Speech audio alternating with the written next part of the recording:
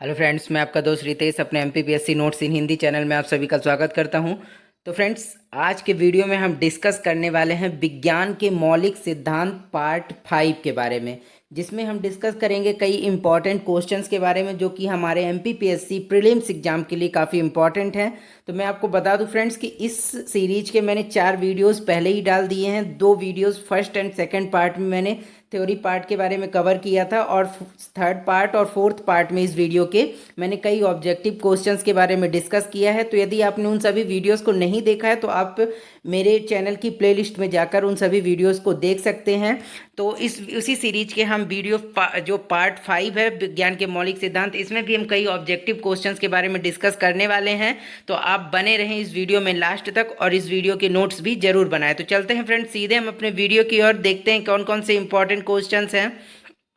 तो सबसे पहला है, जीवाणुओं में लैंगिकता किसने स्थापित की थी? तो इसके 4 ऑप्शंस हैं: एच जे मुलर, लेडरवर्ग एवं टॉटम, हरवो गोविंद खुराना और ग्रिफिथ। तो चारों ऑप्शंस में जो सही है तो लेडरवर्ग एवं टॉटम है। ठीक है, तो जीवाणुओं में लैंगिकता किसने स्थापित की थी? तो लेडरवर्ग एवं टॉटम ने की थी। इसके बाद नेक्स्ट क्या है? तो नेक्स्ट है, प्रोटिस्टा शब्द किसने दिया था? तो इसमें से 4 ऑप्शंस हैं, जिसमें से सही आंसर क्या होगा? ई हैकल। ई हैकल ने प्रोटिस्टा शब्द को दिया था। ठीक है, तो इसके बाद देखते हैं नेक्स्ट क्या है। एक मूल का उत्पाद नहीं है। ठीक है, एक मूल जो है उसका उत्पाद क्या नहीं है? तो 4 मतलब कि ये 4 ऑप्शंस हैं: चुकंदर, मूली, गाजर, आलू। इनमें से जो है मूल का उत्पाद नहीं है, तो इसमें से सही आंसर क्या होगा? डी, आलू जो है मूल का उत्पाद नहीं होता है। ठीक है, इसके बाद देखते हैं, कोशिका सिद्धांत किसके द्वारा दिया गया? तो जो कोशिका सिद्धांत है किसके द्वारा दिया गया है? तो स्लीडन तथा स्वान, या फिर लेमार्क, या फिर ल्यूएनहॉक, या फिर ग्रिफिथ। तो इसका जो सही आंसर है ये क्या है? तो ए ऑप्शन जो है इसका सही होगा, श्लीडन तथा स्वान के द्वारा कोशिका सिद्धांत दिया गया था।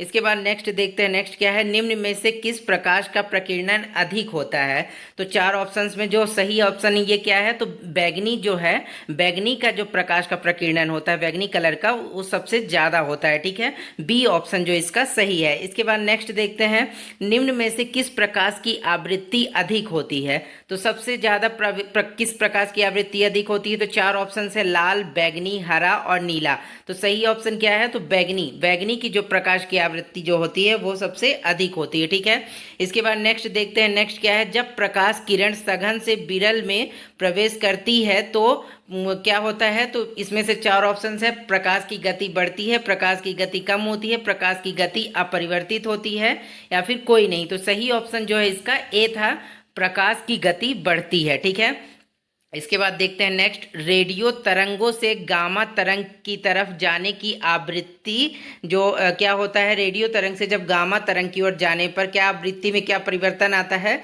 तो घटती है, या फिर अपरिवर्तित रहती है, या फिर बढ़ती है, या तरंग दैर्ध्य के बराबर रहती है। तो इसका जो सही आंसर है ये क्या होगा? तो इसका सही आंसर होगा सी, यानी कि बढ़ती है। रेडियो तरंग से जब गामा तरंग की ओर जब जाने पर उसकी आवृत्ति में क्या होता है? तो वृद्धि होती है। ठीक है, इसके बाद नेक्स्ट देखते हैं, नेक्स्ट क्या है। उत्तल लेंस की फोकस दूरी होती है। तो उत्तल लेंस की फोकस दूरी कैसी होती है? तो 4 ऑप्शन हैं, शून्य, धनात्मक, ऋणात्मक और कोई नहीं। तो जो सही आंसर है क्या है? तो धनात्मक, बी जो है, उत्तल लेंस की फोकस दूरी धनात्मक होती है। ठीक है, इसके बाद देखते हैं नेक्स्ट क्या है।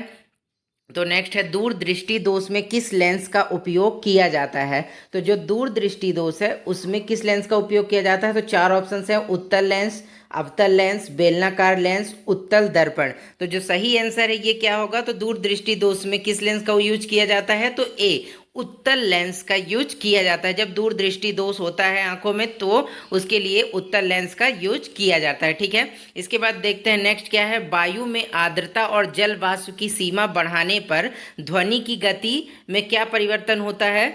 तो जब वायु में आर्द्रता और जलवाष्प की सीमा बढ़ने पर ध्वनि की गति में क्या परिवर्तन होता है? तो 4 ऑप्शन है, बढ़ती है, घटती है, अपरिवर्तित रहती है, या फिर शून्य।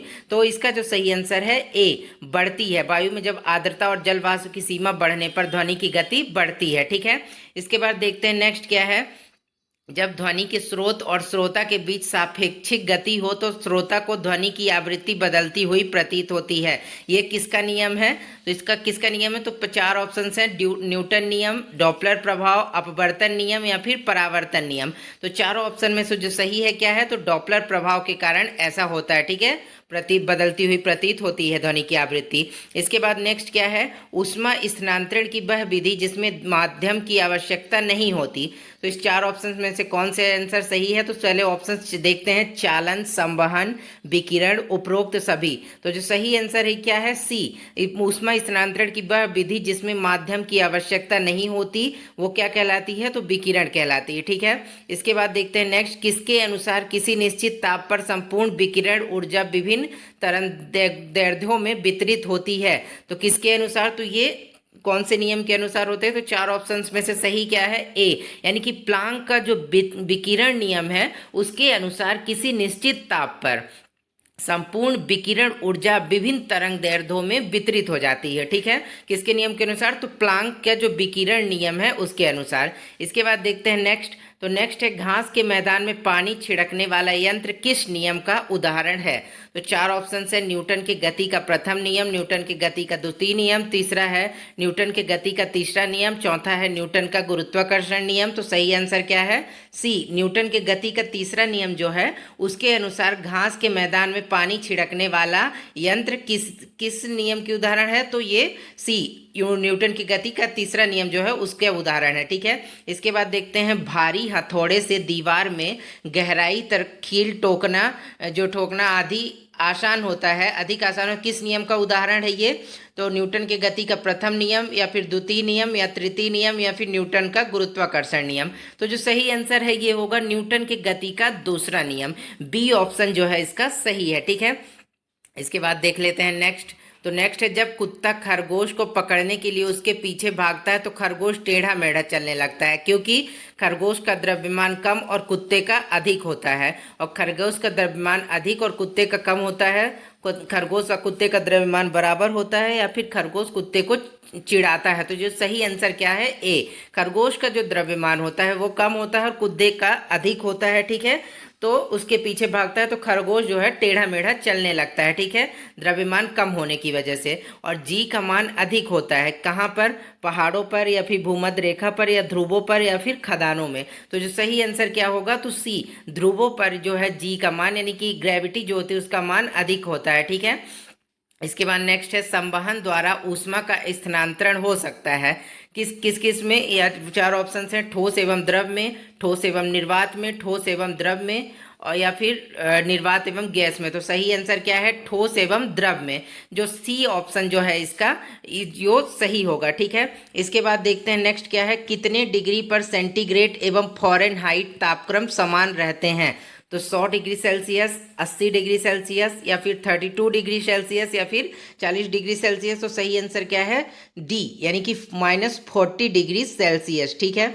इसके बाद देखते हैं नेक्स्ट क्या है क्वेश्चन, तो जब बर्फ पिघलती है तब क्या होता है? तो इसमें क्या परिवर्तन आता है? तो चार ऑप्शन हैं, जिसमें से सही क्या है? आयतन घटता है। बर्फ जब पिघलने लगती है तो उसका जो आयतन होता है वो क्या होता है? तो घटता है, ठीक है। इसके बाद नेक्स्ट देखते हैं, नेक्स्ट क्या है, थर्मोस्टेट का प्रयोजन क्या है? जो थर्मोस्टेट होता है उसका प्रयोजन क्या कार्य वो करता है? तो तापमान को स्थिर रखने का कार्य इसके द्वारा किया जाता है, ठीक है, थर्मोस्टेट का प्रयोजन होता है ये। इसके बाद नेक्स्ट देखते हैं, नेक्स्ट क्या है, गर्म मौसम में पंखा चलने से आराम महसूस होता है, ये किस कारण से होता है? पंखा ठंडी हवा देता है, हमारा पसीना तेजी से बाष्पीकृत होता है, हमारे शरीर में अधिक ऊष्मा विकृत होती है, या हवा की संवाहकता बढ़ जाती है। तो जो सही आंसर है क्या है? डी, हवा की संवाहकता बढ़ जाती है, ठीक है। इसके बाद प्रेशर कुकर में भोजन कम समय में तैयार हो जाता है, क्योंकि जो जल का क्वथनांक होता है वो बढ़ जाता है। जल का क्वथनांक बढ़ने के कारण प्रेशर कुकर में भोजन कम समय में तैयार हो जाता है, ठीक है।